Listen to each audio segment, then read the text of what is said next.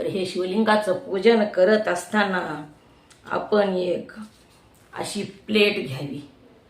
ही मी तांब्याची प्लेट घेतलेली आहे. ह्याच्यामध्ये बेलाचं पान ठेवावं. आधी वस्त्र ह्याच्यामध्ये अंतरावं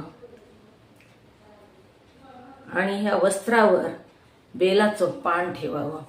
बेलाचं पान ठेवत असताना ही 3 पानं एकत्र असतात.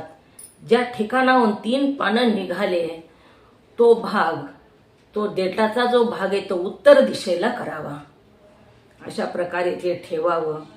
आणि ही पारधेश्वर लिंग आहे. शिवलिंग ही पारधेश्वराचं आहे. ही लिंग छोटंसं असतं परंतु प्रखर असतं.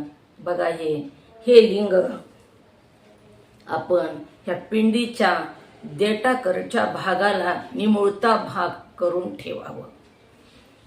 आधी पूजन अभिषेक करून अशा प्रकारे ह्या लिंगाची मांडणी करावी.